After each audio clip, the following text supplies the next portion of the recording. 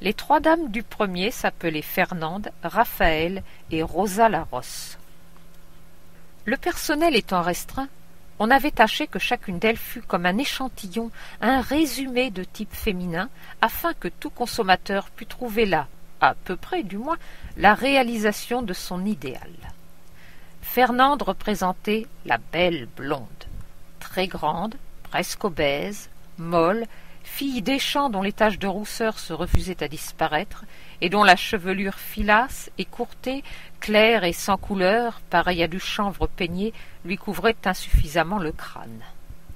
Raphaël, une Marseillaise, roulure des ports de mer, jouait le rôle indispensable de la belle juive, maigre, avec des pommettes saillantes plâtrées de rouge.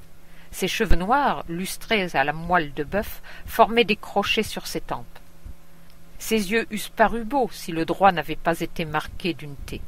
Son nez arqué tombait sur une mâchoire accentuée où deux dents neuves en haut faisaient tache à côté de celles du bas qui avaient pris en vieillissant une teinte foncée comme les bois anciens.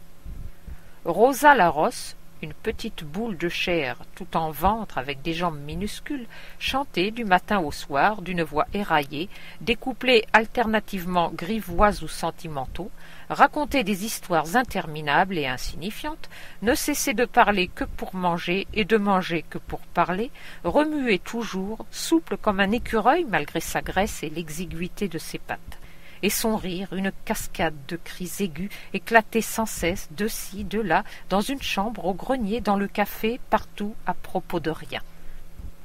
Les deux femmes au rez-de-chaussée, Louise, surnommée Cocotte, et Flora, dite Balançoire, parce qu'elle boitait un peu, l'une toujours en liberté, avec une ceinture tricolore, l'autre en espagnole de fantaisie, avec des sequins de cuivre qui dansaient dans ses cheveux carottes à chacun de ses pas inégaux, avait l'air de filles de cuisine habillées pour un carnaval.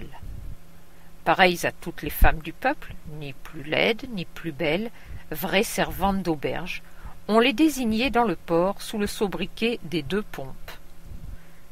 Une paix jalouse, mais rarement troublée, régnait entre ces 5 femmes grâce à la sagesse conciliante de madame et à son intarissable bonne humeur. L'établissement, unique dans la petite ville, était assidûment fréquenté. Madame avait su lui donner une tenue si comme il faut.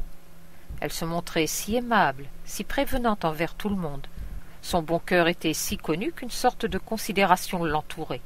Les habitués faisaient des frais pour elle, triomphaient quand elle leur témoignait une amitié plus marquée. Et lorsqu'ils se rencontraient dans le jour pour leurs affaires, ils se disaient « À ce soir, où vous savez ?» comme on se dit « au café, n'est-ce pas, après dîner ?»